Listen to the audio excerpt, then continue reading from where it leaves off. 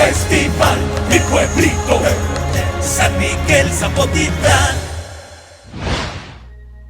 Cuídate, que quiero abrazarte otra vez. El Festival Cultural Mi Pueblito San Miguel Zapotitlán 2021 de nueva cuenta les da la bienvenida al homenaje que ofrecemos al profesor Carlos Ramón Cital García, en el que hoy presentaremos la tercera de 4 partes de la lectura y disertación de su obra Idilio en la Utopía de Topolobampo.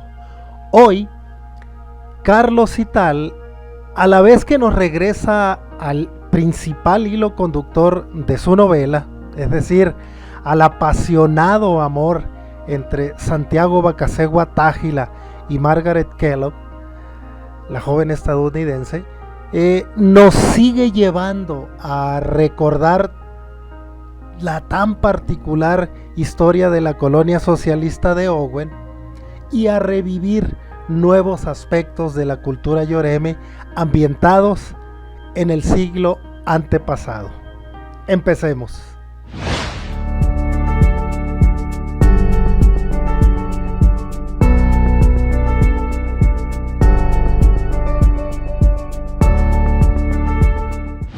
Terminada esta incursión a hechos ajenos al desarrollo del amor de Margaret y Santiago, el autor nos regresa al hilo de la historia principal, narrándonos que Santiago regresó a su comunidad para restablecer su salud plenamente, lo cual le llevó muchos días, al paso de los cuales llegaron más colonos, incluyendo al mismísimo Owen. Y en esos días, Margaret lucía un semblante triste, pues al paso de esos días no había tenido noticias de Santiago y pensaba que ya no le interesaba seguir en contacto con la colonia. Seguramente ya no se acordaba ni de ella. Pensaba con desencanto en su vida entre los de su pueblo. Retraída, de pronto se encontraba en lo alto del cerro y entretenía su mirada en el horizonte, donde se perfilaba la sierra de Navachiste y se encontraba el pueblo de Santiago. Pensar en él se convirtió una costumbre y luego una obsesión. La llama del amor había hecho mella en Margaret, aunque no sabía cómo lidiar con ese sentimiento que ella misma no alcanzaba a comprender. En el tiempo transcurrido desde su llegada a Topolobampo, los padres de Margaret se habían percatado de la relación tan dispar que ella mantenía con Santiago, con la que por supuesto no estaban de acuerdo. Fue así que le plantearon regresarse juntos a Estados Unidos, a lo cual ella se opuso decididamente, pues su amor por Santiago, ella ya lo sabía, era una realidad. Los días siguieron pasando y con ellos el desespero por verse, hasta que Santiago tomó su canoa y se enfiló hacia la colonia, donde sin saberlo Margaret lo esperaba ansiosa en la punta honda. El encuentro fue tan emotivo que al encontrarse, él la abrazó y ella se desvaneció por la emoción, aturdida por el sentimiento contenido en aquellos días.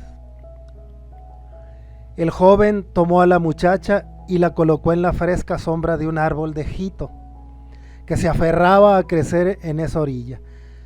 Con su sombrero le echó viento, tomó su bule lleno de agua y le dio a beber unos pequeños sorbos. Ella reaccionó y al abrir los ojos se encontró con la mirada profunda de Santiago. Se acomodó entre sus brazos y lo vio con una ternura contenida, y lo tomó por el cuello y le dio un beso suave, apenas rozando los carnosos labios del indígena. Santiago respondió sin recato a la caricia, sintió el aroma del perfume de Margaret, un olor que había conocido en el campo, en las ofrendas de sus rituales y en los jardines de los pueblos mestizos que había visitado. Luego, el vaivén de la narración nos vuelve a llevar a los ámbitos de los avances logrados en la colonia americana y también de la cultura yoreme. Los trabajos para establecer la colonia no paraban, y tampoco los viajes y expediciones de Owen, al regreso de una de las cuales, para entonces se tenía la novedad de que los colonos, que en un principio habían acampado en la Playa Blanca, se encontraban establecidos en los terrenos desmontados de Topolobampo, justo donde se unen los cerros del Chivero y el del Vigía. En el tiempo que duró la expedición, se construyeron las primeras 8 casas y una construcción un poco más grande para diversas actividades comunitarias. Decidieron llamarla Alberton Hall, para rendir homenaje al coronel Albert Kimsey Owen, indiscutible líder de la colonia. Las casas eran pequeñas con paredes de piedra y techos de taballo. También ya habían construido un camino que iba del centro de la colonia hasta las marismas, siguiendo el camino hacia el fuerte. Dentro de las mejoras introducidas para la vida de la colonia, ya contaban con un horno para cocimiento de ladrillo, con lo que avanzarían en la construcción de otras fincas y edificaciones necesarias para la comunidad. Para la crianza de animales de corral, gallinas y algunas cabras, se habían aprovechado algunos terrenos que desmontaron y levantaron cercos de palizada y alambre de púas. Con la colonia ya establecida, los colonos decidieron festejar el 5 de abril de 1888 a algunos cumpleañeros, así como la inauguración del liceo y de la escuela. Carlos Cital lo describe así: los colonos se organizaron para celebrar tan especial acontecimiento, encargándose de diversas comisiones y actividades. Cuando llegó el día esperado, todos asistieron a una comida en la Casa Grande, conocida después como la Aduana, amenizando para la ocasión la orquesta de la familia Stanley, que interpretó algunas melodías, entre las que se incluyeron composiciones clásicas, así como otra de Cyrus M. Stanley, quien dirige este grupo musical, así como otros colonos que también han destacado por su inspiración musical. Algunas jovencitas presentaron bonitos bailables, tanto de Estados Unidos como de Europa. Otros colonos declamaron y disertaron conferencias, lo cual hizo muy interesante la celebración de los cumpleañeros e inauguración del liceo, la escuela y el inicio del periódico de la colonia, The Credit Frontier of Sinaloa. Luego, de una manera muy precisa, Carlos Cital nos brinda el capítulo titulado La vida en el Carricito, que por su forma y contenido relativas a la manera de la vida yoreme de antes, es imperativo repasar. La vida en el Carricito era muy sencilla y las actividades principales eran la recolección de frutos y hierbas, la caza y la pesca de subsistencia. Cuando les iba bien, ya pescando o cazando, salaban y secaban la carne y la consumían poco a poco. No se habían ocupado con algún patrón, pues nunca había existido algún tipo de negocio que ocupara tanta gente. Si acaso se ocupaban de manera temporal en labores del campo. Los yoremes de la región vivían su tiempo sin prisas ni exigencias. Solo se preocupaban por vivir el momento, proteger a sus familias, y los alimentos los conseguían y conservaban siguiendo las enseñanzas de sus padres y estos de los abuelos. Además, en ese inhóspito lugar de la sierra de Navachiste, había abundancia de alimentos acostumbrados en la tradición yoreme, como son venado, jabalí, mapaches, rata de campo e iguanas, además de serpientes y algunos insectos comestibles. Se tenían también abundancia de pescado, caguamas y otros productos del mar y varios tipos de almejas y ostiones. Y en cuanto a aves, abundaba una gran variedad en la región.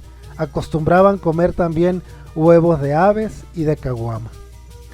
Parte de la abundancia de alimentos eran los frutos que dan las cactáceas como pitaya, secho, cina, además de otros frutos silvestres como nanchis, arrayanes, guamúchiles, papachis, aguamas, manzanitas, lichis, ciruelas del monte, aceitunas, igualamas, bebelamas, entre otras. Conocían el arte de procesar los magueyes silvestres, cocían las pencas con dulce y hacían aguardientes o mezcales que consumían regularmente en días de fiesta y ceremonias rituales. Del monte también recolectaban miel de abeja. Igualmente, en el capítulo Manifestaciones Culturales, describe una presentación de danzas yoremes que bien vale la pena disfrutar. Para la ocasión, al atardecer, cuando el sol comenzaba a languidecer en el horizonte, hombres, mujeres y niños se aglutinaron para conocer una genuina muestra de la cultura yoreme. Primero salieron los matachines, luego los judíos, a los que siguieron pascolas para concluir los venados. Más que un espectáculo, se sentía una emoción ritual, mística, un acto litúrgico donde los ejecutantes practicaban un oficio ancestral para entrar en comunicación con la naturaleza. Cuando tocó el turno de la danza del venado, Santiago pidió al Consejo de Ancianos, que silenciosos y retraídos permanecían vigilantes de la celebración, permiso para ser él quien lo interpretara, lo cual le fue concedido. Entre una danza y otra se escuchaba el vaivén de los ayales, suave, acompasado, el chocar de los coyolis, el vibrar de los ténabaris, el zapateo rasante de los pies desnudos.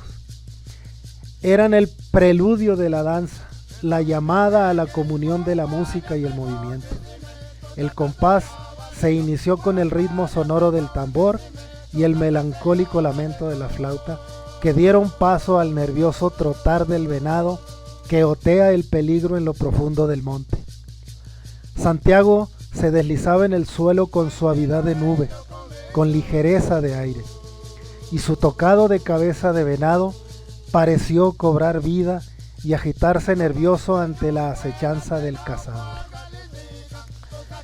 Y el venado brincó, agitó, se revolvió entre los arbustos y la espesura del monte. Corrió ágilmente entre llanos y valles. Se detuvo, oteó, estuvo expectante a cualquier sonido y la cabeza giró desconfiada y sigilosa.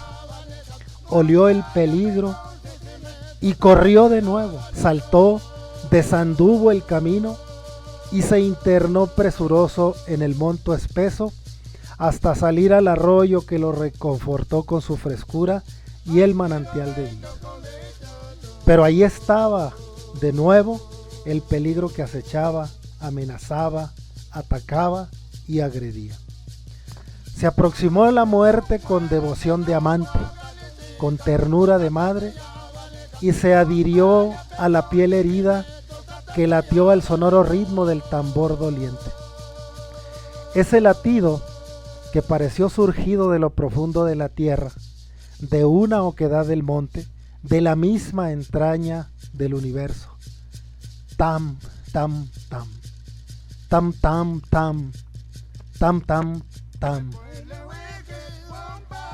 Y el venado se revolvió herido de muerte y buscó su nido para hacerlo tumba. Tam, tam, tam, tam, tam, tam. Y el compás sincopado se agitó con los instrumentos de tierra, con los sonidos del aire, como un crepitar de fuego, como un fluir de agua, en un movimiento perpetuo de vida y muerte, de día y noche, del alba al crepúsculo, de hoy, siempre y nada. La danza es un serpentear de listones en el aire, es un trazo libre que se mueve entre el cielo y la tierra, arcos y flechas disparando hacia el infinito, al horizonte ignoto. Santiago era un símbolo desprovisto de su persona, era la naturaleza que emergió. Es la pintura que danzó sobre el lienzo y estalló en colores de agonía y tristeza. Una naturaleza que se movió y conmovió al ritmo del tam tam, que arreció y se detuvo a capricho en el estertor de la muerte. Tam, tam, tam, tam. Bien, con esto concluye la tercera de las 4 partes de nuestro homenaje a Carlos Zital. No te pierdas mañana el desenlace de esta magnífica obra, Idilio en la Utopía de Topolobampo.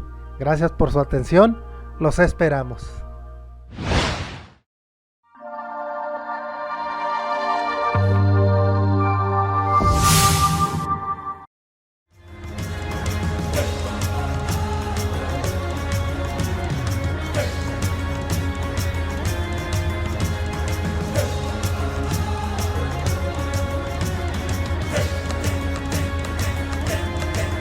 Festival, mi pueblito, San Miguel Zapotitlán.